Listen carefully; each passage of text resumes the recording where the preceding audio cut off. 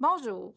C'est avec honneur et enthousiasme que je prends la parole aujourd'hui à titre de présidente du conseil d'administration de l'administration de pilotage des Laurentides, un rôle que j'assume depuis octobre dernier. Dès mes premiers jours en poste, j'ai été impressionnée par l'expertise, le professionnalisme et l'engagement de notre équipe. L'administration a la chance de compter sur une équipe d'experts, tous passionnés et compétents, qui accomplissent au quotidien un travail colossal dans l'atteinte de notre mission. Leur engagement soutenu bénéficie non seulement à nos clients et partenaires, mais également de manière plus large à l'ensemble de l'écosystème maritime du Saint-Laurent. Ensemble, nous formons une organisation solide, tournée vers l'avenir, capable de conjuguer rigueur opérationnelle et capacité d'adaptation et d'innovation. Chaque année, ce sont près de 150 millions de tonnes de marchandises et 200 000 passagers de croisière qui transitent par le Saint-Laurent. C'est dire l'importance stratégique de notre mission, assurer un pilotage maritime sûr et efficace pour une économie canadienne concurrentielle et de plus en plus diversifiée. Bien sûr, les défis auxquels nous faisons face sont nombreux et complexes. L'instabilité économique mondiale, les effets tangibles des changements climatiques, la rareté de la main-d'œuvre qualifiée et l'évolution technologique qui se produit à vitesse grand V redessinent notre environnement. The government has put forward an ambitious and structured plan to address this generational challenge.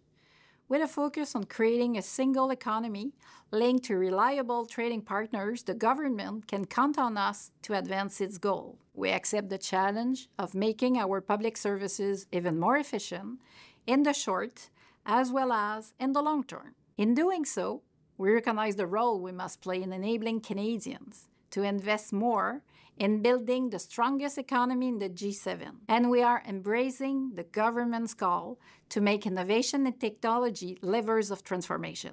C'est dans cet esprit que nous élaborons actuellement un plan stratégique 2025-2029 qui misera sur l'innovation au service de la productivité et de l'efficacité opérationnelle, des partenariats solides et une vision claire pour garantir notre pérennité. Nous devons être agiles, proactifs et fidèles à nos valeurs qui nous guident dans nos décisions et nos actions.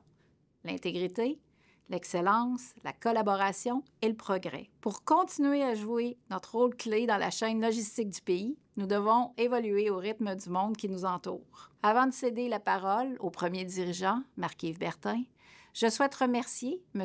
Julius Spivak pour ses nombreuses années passées en tant que membre du conseil d'administration, puis, plus récemment, à la présidence par intérim de celui-ci. Je remercie également chaleureusement mes collègues du conseil d'administration, nos employés, nos pilotes et le groupe Océan, ainsi que l'ensemble de nos partenaires. Un mot également à l'honorable Chrystia Freeland et à toute l'équipe de Transport Canada. Votre confiance et votre collaboration sont des leviers essentiels à notre réussite collective.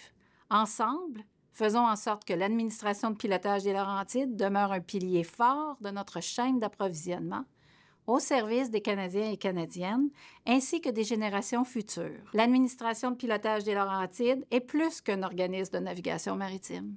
Elle est une actrice stratégique, un maillon fort d'un système vital, un symbole de rigueur et de service public.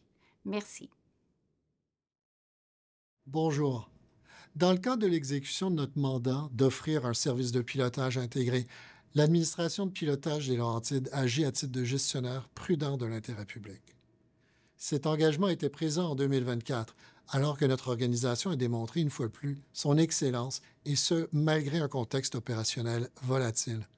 L'année 2024, c'est plus de 21 000 affectations exécutées, chacune d'elles avec une efficacité opérationnelle et sécuritaire de plus de 99 % et une rigueur qui témoigne d'un haut niveau de compétence. L'administration a d'ailleurs joué un rôle de premier plan dans la réponse à 2 incidents de haut profil, assurant par l'expertise de son équipe non seulement la sécurité, mais aussi la continuité du commerce sur notre corridor maritime. Ces résultats exceptionnels sont le fruit d'un choix stratégique éclairé et des avancées progressives. Nous avons poursuivi nos investissements afin de renforcer notre performance tout en consolidant les relations avec nos clients et nos partenaires opérationnels. Ces efforts ont permis le renouvellement d'ententes contractuelles qui sous-tendent nos activités et l'avancée d'une modernisation informatique qui vise nos services de répartition. Par ailleurs, l'année 2024 a marqué une nouvelle étape sur le plan technologique de façon plus large.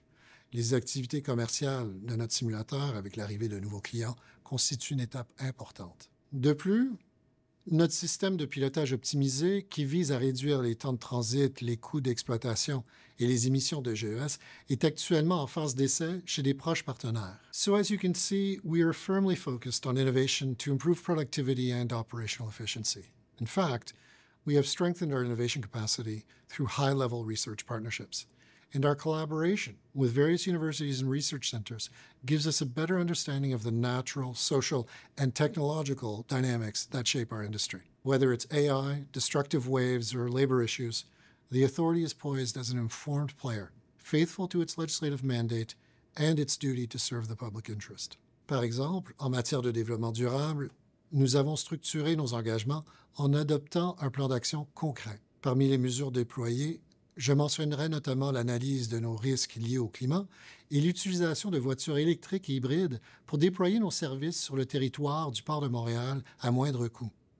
Ces gestes concrets démontrent notre réelle volonté de conjuguer responsabilité environnementale et rendement opérationnel.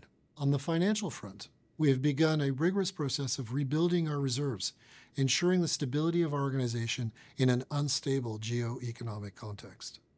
This prudent approach aims to guarantee the continuity of our services, which are essential to the smooth functioning of supply chains, both for the people in major industrial centers and those located in more remote areas of Canada. Enfin, je tiens à souligner l'apport exceptionnel de tous les membres de notre équipe de l'administration, avec leur professionnalisme constant, leur engagement sans faille et leur capacité d'adaptation remarquable. Les accomplissements de la dernière année reflètent directement votre énergie, talent et engagement dans l'atteinte de notre mission. Et je vous en remercie chaleureusement. Je remercie également nos clients, partenaires et collaborateurs fédéraux. Ensemble, nous poursuivons avec ambition et rigueur la livraison d'un service qui est au cœur d'un fleuve qui nous définit et qui nous propulse. Je vous laisse maintenant aux bons soins d'Anthony Sébastien Pillay, chef des finances, afin qu'il puisse vous faire part de notre bilan financier. Merci, thank you. Bonjour, je suis heureux de vous présenter le résumé financier de l'exercice 2024. En 2024, le trafic maritime est demeuré relativement stable dans les 3 circonscriptions couvrant notre juridiction. De façon concrète, nous avons observé une légère baisse de 1,2 % des affectations de pilotes, passant de 21 734 à 21 474. Les revenus totaux de l'administration ont atteint 118,2 millions de dollars en 2024 par rapport à 115,3 millions de dollars en 2023, soit une hausse de 2,5 % majoritairement due à une augmentation moyenne de redevances de pilotage de l'ordre de 4,7 %. À la fin de l'année 2024, nous avons déposé un avis de révision de ces redevances pour l'année 2025, ce qui est conforme à la méthodologie qui est établie depuis 2021. Pour l'exercice financier complété le 31 décembre 2024, le résultat global, c'est-à-dire les produits moins les charges, est d'1 million de dollars pour l'année 2024, en comparaison à 493 000 $ en 2023. Ce résultat positif contribue au maintien de notre fonds de réserve qui est essentiel pour préserver la qualité de nos services, aujourd'hui et à l'avenir. Looking at our figures, the revenue generated by vessel transiting the St. Lawrence and Saguenay Rivers totaled $102.1 million, of which 32% came from bulk carriers and 31% came from oil tankers. A slight increase was observed in all categories except containers and cruise ships. With regards to our total expense, 77% were attributable to contracted labor and 10% to boat transfers operations between Les Escoumins and Montreal. Pilot honorariums and operating costs for our transfer operations increased by $1.4 million, reaching $103.3 million. This increase is reflective of the specific characteristic of each vessel, as well as the increase in service contracts with our suppliers. With respect to administrative and operating expenses, these represented 12% of total expenses. These expenses sat at $14 million in 2024 compared to $13 million in 2023, an increase of 6.9%. This increase was mainly due to 2 factors. The first relates to filling the vacant positions and salary adjustments, which led to a higher personnel expenses. The second relates to an increase in depreciation and amortizing expenses related to recent investments. Les chiffres présentés dans ce bilan illustrent notre priorité de gérer de façon responsable les fonds publics, et ce, dans l'intérêt d'assurer la pérennité de nos services. En conclusion, je tiens à réaffirmer que notre objectif n'est pas de maximiser les profits, mais plutôt d'assurer la continuité d'un service essentiel. Il est donc indispensable de le faire de manière efficace, tout comme il est primordial d'offrir des tarifs justes et équitables. Merci. Thank you.